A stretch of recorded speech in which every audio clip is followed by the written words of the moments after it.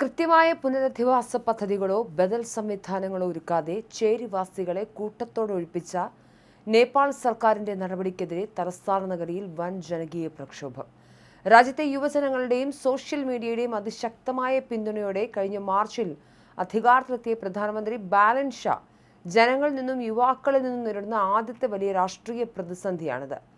K P. Sharma ഒലിയുടെ ഭരണത്തിന് അന്ത്യം കുറിച്ച് കഴിഞ്ഞ വർഷത്തെ ശക്തമായ ജൻസി പ്രക്ഷോഭത്തിന്റെ നടുവിലൂടെയാണ് റാപ്പർ കൂടിയായ ബാലൻ ഷായും കൂട്ടരും നേപ്പാളിന്റെ ഭരണം പിടിച്ചെടുത്തത്. എന്നാൽ അധികാരത്തിലേറെ ഈ മാസങ്ങൾക്കകം അതേ യുവതലമുറ തന്നെ സർക്കാരിനെതിരെ തെരുവിലിറങ്ങുന്ന കാഴ്ചയ്ക്കാണ് ഇപ്പോൾ കാഠ്മണ്ഡു സാക്ഷ്യം വഹിക്കുന്നത്. കാഠ്മണ്ഡു മെട്രോപൊളിറ്റൻ സിറ്റി പോലീസിന്റെ ഒഴിപ്പിക്കൽ നടപടികൾക്കെതിരെ കുറച്ച് ദിവസങ്ങളായി ചെറിയ രീതിയിൽ നടന്നിരുന്ന സമരം കഴിഞ്ഞ ദിവസങ്ങളോടെ യുവാക്കൾ കൂട്ടത്തോടെ ഏറ്റെടുത്തതോടെയാണ് ശക്തമായത്. ഭൂരഹിതരെ നഗരഹൃദയങ്ങളിൽ നിന്നും അന്യായമായി ഒഴിപ്പിച്ച് താൽക്കാലിക പുനരധിവാസ കേന്ദ്രങ്ങളിലേക്ക് മാറ്റുന്നതിനും അവിടെ അവർ അനുഭവിക്കുന്ന ദുരിതങ്ങൾക്കും മനുഷ്യാവകാശ ലംഘനങ്ങൾക്കുമെതിരെയാണ് യുവാക്കൾ പ്രധാനമായും രംഗത്തിറങ്ങിയത്.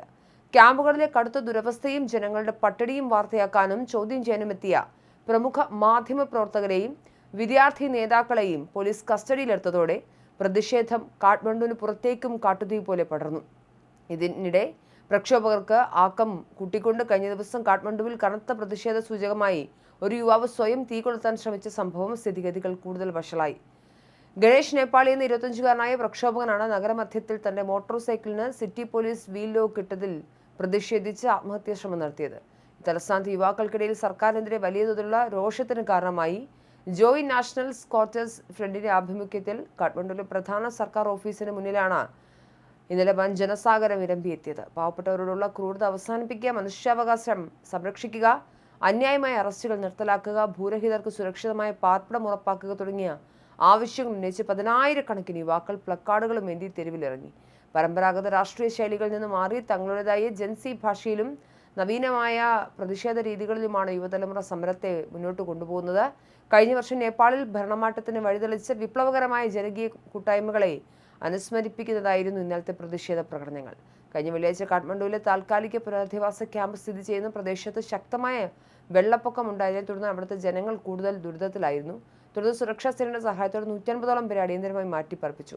തൊട്ടടുത്ത ദിവസം ക്യാമ്പുകളിലെ യഥാർത്ഥ സാഹചര്യങ്ങൾ വിലയിരുത്താനും ദുരിതബാധിതരെ സഹായിക്കാനും എത്തിയ യുവജന പ്രവർത്തകർക്ക് നേരെ പോലീസ് ക്രൂരമായി ലാത്തിച്ചാർജ് നടത്തി. ലാത്തിച്ചാർജിൽ മുഖത്തിന് ഗുരുതരമായി പരിക്കേറ്റ യുവജന പ്രവർത്തകരെ നിലവിൽ ആശുപത്രിയിൽ പ്രവേശിപ്പിച്ചിരിക്കുകയാണ്. പോലീസിന്റെ ഈ നടപടി പ്രക്ഷോഭകരെ കൂടുതൽ പ്രകോപിപ്പിച്ചു. പ്രതിഷേധക്കാർക്ക് പൂർണ്ണ പിന്തുണ പ്രഖ്യാപിച്ച പ്രമുഖ പ്രതിപക്ഷ പാർട്ടിയായ നേപ്പാളി കോൺഗ്രസ് അധ്യക്ഷൻ ഗഗൻകുമാർ ഥാപ്പയും രംഗത്തെത്തി. ക്യാമ്പുകളിൽ ദുരിതം അനുഭവിക്കുന്നവരുടെ അവകാശങ്ങൾക്കായി ശബ്ദമുയർത്തുന്നതിന് പോലീസ് അറസ്റ്റ് ചെയ്ത വിദ്യാർത്ഥികളെയും പ്രവർത്തകരെയും ഒട്ടും വൈകാതെ മോചിപ്പിക്കണമെന്ന് അദ്ദേഹം ബാലൻ ഷാ സർക്കാരിനോട് ആവശ്യപ്പെട്ടിട്ടുണ്ട്. അതേസമയം പ്രക്ഷോഭത്തിന്റെ അലയൊലികൾ രാജ്യത്തിന്റെ മറ്റ് ഭാഗങ്ങളിലേക്ക് വ്യാപിക്കുകയാണ്. തലസ്ഥാനത്തു നിന്നും ഏകദേശം 206 കിലോമീറ്റർ അകലെയുള്ള കോശി പ്രവിശ്യയിൽ കാഠ്മണ്ഡുവിലെ സമരക്കാർക്ക് ഐക്യദാർഢ്യം പ്രഖ്യാപിച്ച് രംഗത്തിറങ്ങി 26 പേരെയും പോലീസ് അറസ്റ്റ് ചെയ്ത് നീക്കി. കഴിഞ്ഞ ഏപ്രിൽ മാസത്തിലാണ് കാഠ്മണ്ഡു താഴ്വരയിലും നേപ്പാളിന്റെ വിവിധ ഭാഗങ്ങളിലും വികസനത്തിന്റെയും നഗര സൗന്ദര്യവൽക്കരണത്തിന്റെയും പേരിൽ കടുത്ത ഒഴിപ്പിക്കൽ നടപടികൾ ആരംഭിച്ചത്. 15,000-ഓളം ആളുകൾ താമസിക്കുന്ന 2,600-ലധികം കുടുംബങ്ങളുടെ താൽക്കാലിക വീടുകളും കെട്ടിടങ്ങളുമാണ് അധികൃതർ ബുൾഡോസർ ഉപയോഗിച്ച് പൊളിച്ചു നീക്കിയത്.